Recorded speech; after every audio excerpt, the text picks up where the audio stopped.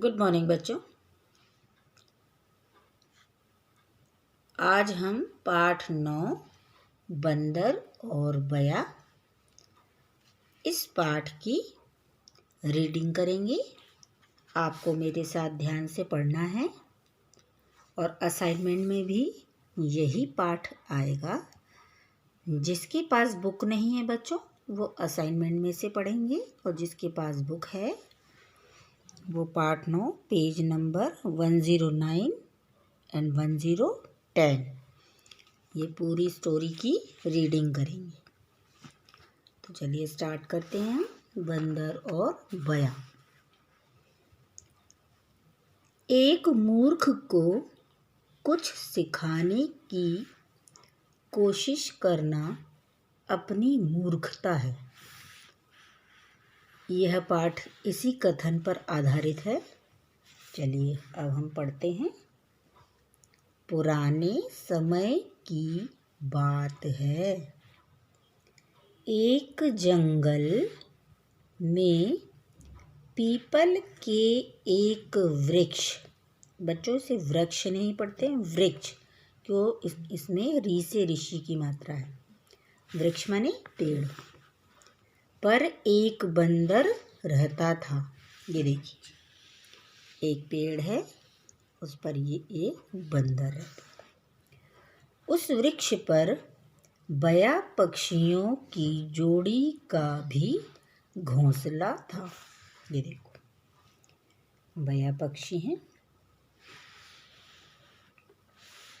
उनमें घनी मित्रता थी। मतलब घनी मित्रता माने गहरी दोस्ती थी। वे हमेशा इकट्ठे रहते थे, इकट्ठे साथ में रहते थे। वर्षा ऋतु के आगमन पर, वर्षा ऋतु बरसात का मौसम के आगमन पर वर्षा लगातार होती रही। देखो बारिश पड़ रही है।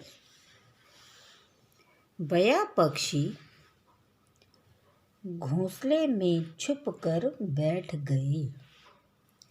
बंदर के लिए वर्षा से बचने का कोई भी स्थान नहीं था। वह टहनियों माने डालियों पर बैठा भीग रहा था, क्योंकि उसने बारिश से पहले अपना कोई घर नहीं बनाया था। नर बया से उसकी दशा देखकर रहा नहीं गया। उसने बंदर को सुरक्षित स्थान पर जाने को कहा। नरबया ने बंदर से कहा कि जाओ, तुम किसी ऐसी जगह पर चले जाओ जहाँ बारिश से तुम बच सकते हो। बंदर ने उत्तर दिया कि कोई भी व्यक्ति मुझे अपने पास ठहरने नहीं देगा, क्योंकि सभी मुझसे डरते हैं। बया पक्षी ने उसे प्रेम से शिक्षा दी कि तुम वास्तव माने सच में, वास्तव में दुष्ट हो। तुमने किसी से भी बनाकर नहीं रखी। तुम छीना झपटी करके सबकी वस्तुएं छीन लेते हो, इसीलिए लोग तुमसे डरते हैं। बंदर की क्या आदत थी? वो लोगों को परेशान करता था, उनकी वस्तुएं छुड़ा लेता था, तो सभी उससे डरते थे। देखिए बया ने बंदर को निकम्मा भी कह दिया। निकम्मा माने जो काम नहीं करता है वह निकम्मा होता है। तुम भी आज हमारी तरह रहने की जगह बना लेते तो तुम्हारी यह दुर्दशा नहीं होती।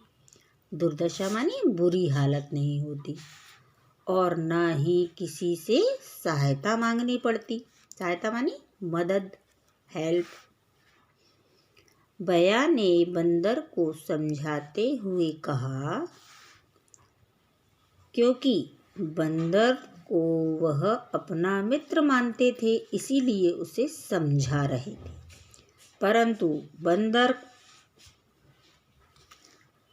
परंतु बंदर को बया की बातें बुरी लग रही थी। वह क्रोध में आ गया। क्रोध माने गुस्से में आ गया।